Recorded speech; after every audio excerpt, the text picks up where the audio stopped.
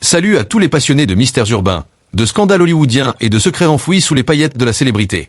Bienvenue sur ma chaîne, votre repère pour explorer les coulisses sombres du showbiz et les théories qui font frissonner les nuits de Los Angeles.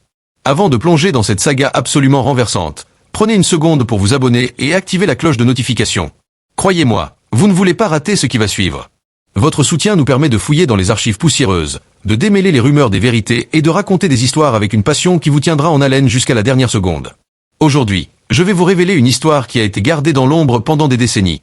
Une rumeur persistante qui circule comme un fantôme dans les cercles des arts martiaux et d'Hollywood. Dans les années 70, Bruce Lee, considéré comme le martialiste le plus rapide de tous les temps, le meilleur combattant de son époque et un maître de rue absolu, même nommé par Time parmi les 100 personnes les plus importantes du XXe siècle, aurait secrètement défié les premiers dompteurs des arts martiaux mixtes, MMA.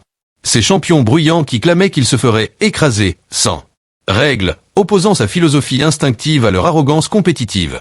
Ce n'était pas un défi respectueux entre pairs, mais une épreuve audacieuse et sans retenue entre l'essence pure du combat et les provocations des rings. À première vue, cela semble improbable. Pas de photos, pas de vidéos, pas de documentation officielle. La vie et l'héritage de Bruce ont été disséqués par des biographes comme Matthew Polly, Bruce Lee, Alive, 2018, sans mention de ces confrontations. Pourtant, l'histoire persiste, un « et si » mythique qui divise les fans et les experts. Puis, en 2023, tout a changé. Une chaîne YouTube obscure met en ligne une vidéo qui ravive la rumeur avec une intensité nouvelle. L'interviewé, un homme prétendant être un ancien élève de Bruce, un certain insider anonyme, raconte l'histoire avec l'intimité d'un confident ayant gardé le secret pendant des années. Sa voix tremble légèrement. Si Bruce pouvait vraiment me battre dans un combat, je dirais que c'est un monde intéressant, car cela ne devrait pas arriver. Il était si rapide que mon coup de pied n'était qu'à mi-chemin qu'il avait déjà son poing sur mon visage. Cette affirmation sensationnelle se répand comme une traînée de poudre. Les clips d'interviews de Norris, Tyson et Chan sont scrutés pour des indices de vérité ou de tromperie. Historiens et fans recoupent dates, lieux et détails biographiques. Était-il possible que le monde ait ignoré un affrontement épique entre un pionnier hybride et les brutes du ring? Une escarmouche secrète qui aurait réécrit l'histoire des arts martiaux? Les théories pullulent. Certains y voient une leçon d'humilité pour les dompteurs, d'autres un mythe fabriqué pour booster la légende de Bruce. Mais pour comprendre si cette histoire est factuelle ou pure fiction, il faut remonter aux origines de Bruce et aux chronologies qui s'entremêlent ou pas. Rester avec moi, car cette odyssée va vous plonger dans un labyrinthe de techniques martiales, de rivalités hollywoodiennes et de légendes qui pourraient bien ébranler les fondations des arts martiaux. Dès maintenant, dites-moi en commentaire, croyez-vous à cette histoire? Laissez un like si ce mystère vous intrigue, et embarquons dans cette enquête qui commence bien avant les flashs des paparazzi dans les nuits effrénées de Culver City. La rumeur des défis de Bruce Lee contre les dompteurs du MMA flotte comme un fantôme dans les cercles des arts martiaux depuis des décennies, murmuré entre les tatamis des dojos et les backrooms d'Hollywood. Tout a commencé par un chuchotement à peine audible, sous le grondement des légendes du Jeet Kune Do et du folklore compétitif. Selon la version la plus répandue, dans les années 70, Bruce, considéré comme le martialiste le plus rapide de tous les temps et nommé par Time parmi les 100 plus influents du XXe siècle, aurait secrètement affronté des champions karaté pro comme Chuck Norris, qui admettait « il était bon, vraiment bon, mais pas un pro du ring ». Pas un tournoi respectueux, mais une épreuve audacieuse et sans retenue entre l'instinct de rue et la structure des rings. À première vue, cela semble improbable. Pas de photos, pas de vidéos, pas de documentation officielle. La vie et l'héritage de Bruce ont été disséqués par des biographes comme Matthew Polly, Bruce Lee, Alive, 2018, sans mention de ses sparring. Pourtant, l'histoire persiste, un « et si » mythique qui divise les fans et les experts. Puis, en 2023, tout a changé. Une chaîne YouTube obscure met en ligne une vidéo qui ravive la rumeur avec une intensité nouvelle. L'interviewé, un homme prétendant être un proche de Bruce, un chorégraphe anonyme comme Yuan Wuping, raconte l'histoire avec l'intimité d'un confident ayant gardé le secret pendant des années. Sa voix tremble légèrement. Je me souviens de la première fois que j'ai rencontré Bruce. À Hong Kong, avant les films, il est venu sur mon plateau. J'ai dit « Es-tu vraiment rapide ?» Il a répondu « Qu'est-ce que tu veux dire ?» J'ai tenté un coup de pied, mais mi-chemin, son poing était déjà sur mon visage. J'étais stupéfait. Tu es vraiment rapide, très rapide. Cette affirmation sensationnelle se répand comme une traînée de poudre. Les clips d'interviews de Norris, Tyson et Chan sont scrutés pour des indices de vérité ou de tromperie. Historiens et fans recoupent dates, lieux et détails biographiques. Était-il possible que le monde ait ignoré un affrontement épique entre un pionnier et les brutes du ring? Une escarmouche secrète qui aurait réécrit l'histoire des arts martiaux? Les théories pullulent. Certains y voient une leçon d'humilité pour les pros, d'autres un mythe fabriqué pour booster la légende de Bruce. Mais pour comprendre si cette histoire est factuelle ou pure fiction, il faut remonter aux origines de Bruce et aux chronologies qui s'entremêlent ou pas. Pour disséquer cette rumeur, commençons par Bruce Lee en 1970, une année charnière dans sa vie et sa carrière. À 30 ans, Bruce est au sommet de sa forme physique et de son charisme, mais aussi à un tournant décisif. Formé jeune par Ip Man en Wing Chun, efficacité, strike rapide, Shisao, il absorbe de Jun Ri, taekwondo kick, dan Inosanto, nunchaku et divers maîtres. Créateur du Jeet Kune Do en 1967, hybride de box footwork, kung fu kick, escrime technique, absorbe ce qui est utile, rejette le reste. Physique lean forgé par Shadow Boxing Band, speed bag, jump rope, punch à 0,05 secondes, 6 coups par seconde. Jamais de grade traditionnel, pas en taekwondo, malgré kick latéral 500 lbs, pas en Wing Chun, malgré 9 points enchaînés. Pionnier MMA, la voie du point interceptant, art de combattre sans combattre.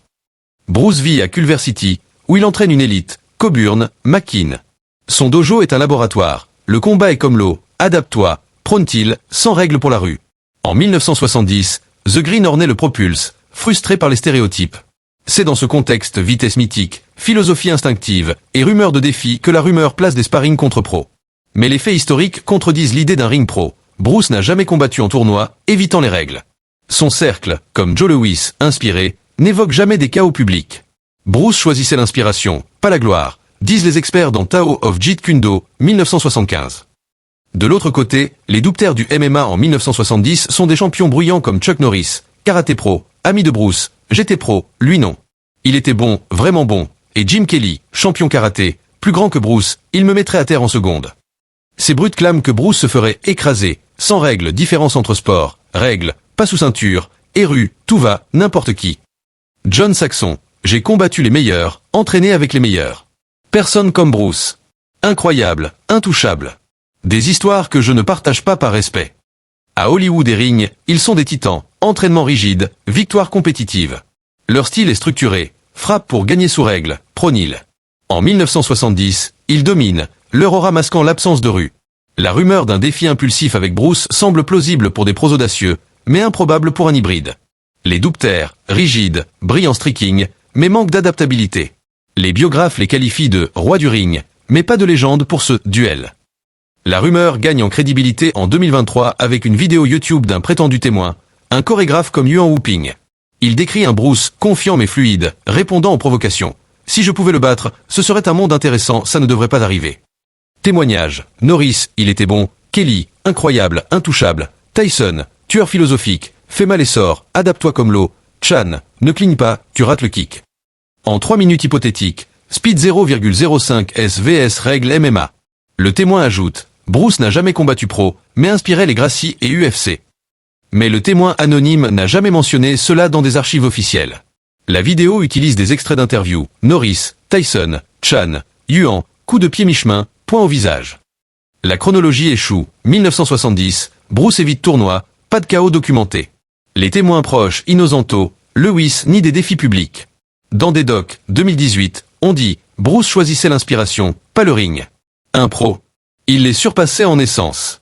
Déclin, 500 lbs kickforce, 9 points enchaînés, alimente la confusion, mais c'est anecdotique. Pourtant, des indices persistent, pionnier MMA, hybride sans règles, inspiration universelle, Gracie, UFC. Que Bruce ait ou non défié les douptères, sa légende hante le MMA comme une ombre. Bruce, avec son Jeet Kune Do hybride, Wing Chun plus taekwondo plus nunchaku, et sa vitesse, 6 coups secs, revendique l'instinct contre des pros comme Norris. Les douptères sont des visionnaires du ring, dirait Bruce implicitement.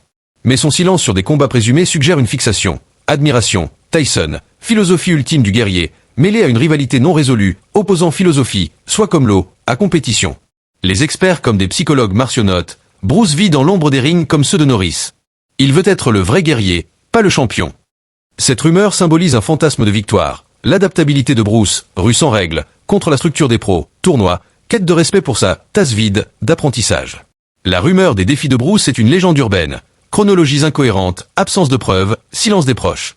Elle reflète les dynamiques de rivalité dans les arts martiaux, où l'ombre du dragon plane sur l'UFC. Bruce, avec son Jeet Kune Do pionnier, inspirant Gracie, Tyson, incarne l'essence. Son legs est réel, film, inspiration, millions d'élèves, time 151 ans après, débat éternel. Les défis de Bruce Lee contre les douptères du MMA sont une légende née d'un mythe, pas de fait. Croyez-vous à cette histoire? Quel combat mythique aimeriez-vous voir? Partagez en commentaire, likez, abonnez-vous et activez la cloche pour plus de mystères. Merci, et à bientôt.